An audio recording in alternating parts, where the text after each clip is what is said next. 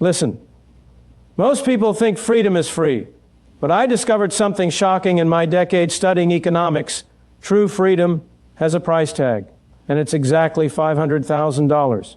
Here's what nobody tells you about financial independence. In the next few minutes, I'm going to walk you through this breakthrough principle that separates those who control their destiny from those who remain enslaved to paychecks and government dependency. And if you stay with me until the end, you'll discover exactly how to calculate your personal freedom number and build the wealth that buys back your time, choices, and life. So, before we dive in, do me a favor, hit that like button, subscribe if you haven't already, and tell me in the comments where you're watching from, because I want to know who's ready to break free from economic slavery and build real, lasting independence. The freedom formula nobody teaches you. You know what I realized after spending 50 years studying free markets and human behavior? The greatest lie ever told is that money can't buy happiness. Let me be crystal clear with you. Money absolutely buys freedom, and freedom is the foundation of happiness. But here's the problem. Nobody teaches you the actual number, the specific amount of capital you need to break free from dependence on others, whether that's an employer, a government program, or anyone else who controls your choices because they control your income. I call it the $500,000 rule, and I discovered it by observing thousands of individuals across different economies, different time periods, from the Great Depression through the prosperity of the 1990s. Here's what I found. When a person accumulates approximately $500,000 in productive assets, and I'm talking about assets that generate income, not just sitting in a bank account losing value to inflation, something magical happens. They cross a threshold. They move from dependence to independence, from scarcity thinking to abundance thinking, from fear-based decisions to freedom-based choices. Now, you might be thinking, Milton, $500,000, that's impossible for me. I'm barely making ends meet right now. And I hear you. I grew up during the Depression. My parents were immigrants. We had nothing. I understand what it feels like to worry about next month's rent. But here's what changed everything for me. I stopped seeing wealth as something that happens to lucky people and started seeing it as a mathematical certainty for anyone willing to understand the principles. Let me break down why $500,000 is the magic number. If you invest that capital wisely, and by wisely I mean in productive assets that generate returns, whether that's dividend-paying stocks, rental properties, or businesses, you can reasonably expect a 5-8% annual return. Let's be conservative and say 5%. That's $25,000 per year in passive income. Now, adjust your lifestyle to live on $25,000 or less, and suddenly you don't need a job. You don't need government assistance. You don't need anyone's permission to live your life.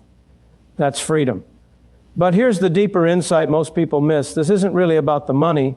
It's about what the money represents. It's about self-reliance. It's about taking responsibility for your own life instead of expecting someone else, your employer, your government, your family, to take care of you.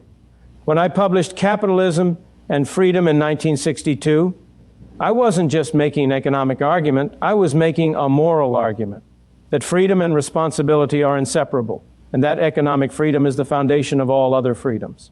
Think about it. When you're financially dependent, you can't speak your mind at work because you're afraid of being fired. You can't start that business because you can't risk losing your steady paycheck. You can't retire when you want to because you haven't built anything that generates income without your labor. You're trapped. And the tragedy is most people accept this trap as normal, as just the way life is. But it's not. It's a choice to remain dependent rather than doing the hard work of building independence. The compound freedom strategy that changes everything. Now, let me reveal the strategy that makes the $500,000 rule achievable for anyone, regardless of your starting point.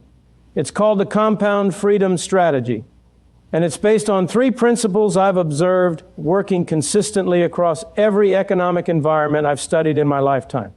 First principle, save 20% of everything you earn, no matter what.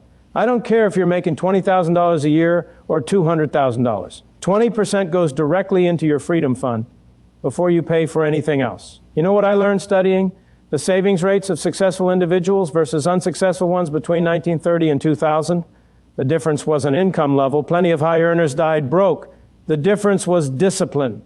The wealthy treated savings as a non-negotiable expense like rent or food. They paid themselves first. You might be asking, but Milton, what if I can't afford to save 20%? What if my expenses are too high? And here's where I have to be tough with you. Your expenses are only too high because you've made choices that prioritize consumption over freedom. I've seen this pattern destroy countless lives. People upgrade their lifestyle every time their income increases, staying perpetually trapped on what I call the consumption treadmill. They get a raise, they buy a bigger house. They get a bonus, they buy a nicer car. They're always spending tomorrow's freedom to impress people today. Break that cycle right now. Live below your means, way below. If you make $50,000, live like you make $40,000. If you make $100,000, live like you make $70,000. That gap between what you earn and what you spend, that's your ticket to freedom.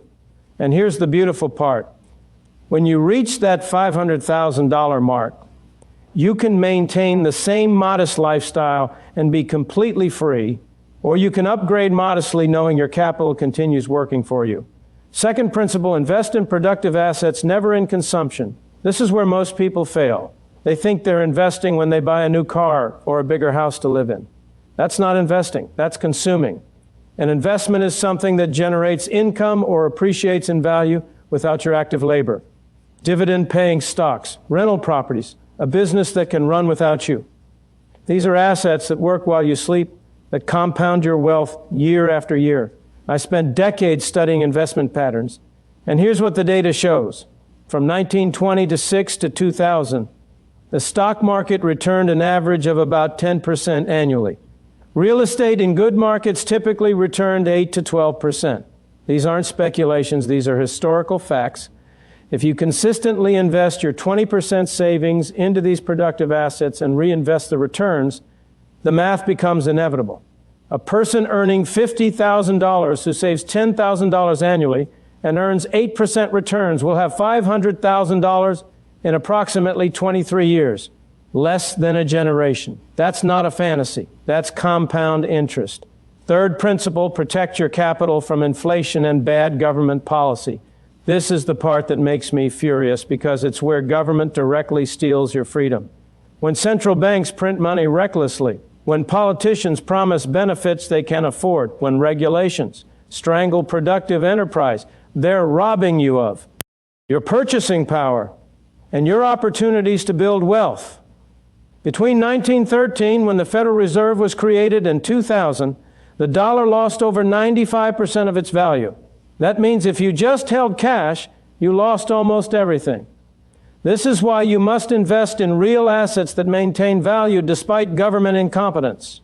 This is why you must understand that inflation isn't some natural disaster. It's a policy choice that benefits debtors and big government at the expense of savers and responsible citizens. Don't let them steal your freedom through monetary manipulation. Protect yourself by owning assets that rise with inflation, stocks in productive companies, real estate, even gold or other commodities as a hedge. Your Freedom Action Plan starting today. Here's where everything comes together, and I'm going to give you the exact roadmap I wish someone had given me when I was 25 years old, struggling to make it through graduate school during the Depression. This isn't theory anymore. This is your action plan to reach $500,000 and buy back your freedom. Step 1, calculate your personal freedom number right now. It might not be exactly $500,000 for you. Take your annual living expenses and multiply by 20%. If you need $30,000 per year to live comfortably, your freedom number is $600,000. If you can live on $20,000, it's $400,000. This number represents the capital that, invested at 5, will cover your living expenses forever without touching the principal. Write this number down. Make it real. This is your target. Step 2, open a separate account today, not tomorrow, today, and name it your Freedom Fund. This is sacred money, money that never gets touched for vacations, emergencies, or anything else. You're going to automate a transfer of 20% of every paycheck into this account before you see it, before you can spend it. If 20 is genuinely impossible right now, start with 10%. But commit to increasing it by 2% every time you get a raise until you hit 20. Step 3, educate yourself on investing. You don't need an MBA in finance. You need to understand the basics. Index funds that track the overall market give you diversification and consistent returns with minimal fees. Real estate in growing areas appreciates over time and generates rental income. Small businesses, if you have entrepreneurial skills, can accelerate your wealth building dramatically. Read The Intelligent Investor by Benjamin Graham. Study the principles of value investing. Understand the difference between speculation and investment. Don't gamble with your freedom fund on hot tips or trendy stocks. Step 4, eliminate debt aggressively. High-interest consumer debt is the enemy of freedom. Credit cards, car loans, personal loans, these are chains that keep you enslaved. The interest you pay on debt is freedom you're giving away to banks. Attack your highest interest debt first while maintaining minimum payments on everything else. Every dollar you free from debt payments becomes a dollar you can invest in assets. I've seen people transform their financial lives simply by redirecting debt payments into investments once they became debt-free. Step 5, increase your earning power continuously. Your income is your most powerful wealth-building tool, especially in your younger years. Don't just accept whatever salary your employer offers. Develop valuable skills. Take on additional responsibilities. Switch jobs when it leads to significant raises. Start a side business. The faster you can increase your income while keeping your lifestyle constant, the faster you reach your freedom number. In my own career, I constantly sought opportunities to add value. Teaching, consulting, writing, and each expanded my income and my impact. You might be thinking, this sounds great, Milton, but what about setbacks? What about recessions, job losses, medical emergencies? And yes, life happens. Markets crash. I lived through multiple recessions, from the Depression through the 1987 crash. But here's what separates those who build lasting wealth from those who don't. They keep investing through the downturns. They don't panic and sell when markets drop. They see corrections as opportunities to buy assets at discount prices. They maintain their discipline even when it's hard. The truth is, the path to $500,000 in financial freedom isn't complicated. It's simple math plus consistent behavior over time. But simple doesn't mean easy. It requires sacrifice. It requires delaying gratification. It requires swimming against the current of a consumption-obsessed culture that wants you dependent and spending. Most people won't do it. They'll spend their entire lives trading their freedom for a paycheck, voting for politicians who promise security instead of opportunity, blaming others for their circumstances instead of taking responsibility. But you're different. I can tell because you're still here, still listening, still searching for the truth about how to live a free life. You understand that freedom isn't given, it's earned. It's built day by day, dollar by dollar, decision by decision.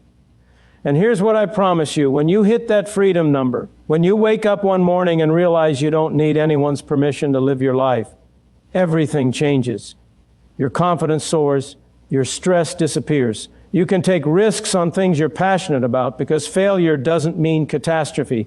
You can speak truth without fear. You can be generous because you're abundant. You can live. This is what free markets and capitalism truly offer. Not just material prosperity, but genuine freedom. The freedom to choose your path, to pursue your dreams, to live according to your values without compromise. The freedom to fail and try again without government bureaucrats or corporate overlords controlling your fate. The freedom to build something meaningful and pass it on to your children. So here's my challenge to you. Take action today, not next week, not next month, today. Open that Freedom Fund account. Calculate your freedom number. Set up that automatic transfer. Start reading about investing. Cut one unnecessary expense and redirect that money towards your future freedom. Because every day you delay is a day you remain dependent. Every day you procrastinate is a day you sacrifice freedom for convenience. I'm 88 years old as I share this with you, and I've spent my entire life studying economics and human nature. I've advised presidents, I've taught thousands of students, I've written books that changed how the world thinks about markets and government. And if I could leave you with just one insight from all those decades of work, it would be this: your economic freedom is the foundation of every other freedom you hold dear. Protect it, build it, cherish it. Because without it, you're not truly free. You're just comfortable in your dependence. Now go out there and start building your $500,000. Start building your freedom. Start building the life you deserve. And remember, capitalism works, freedom matters, and your future is in your hands, not the government's, not your employer's, but yours. Make it count.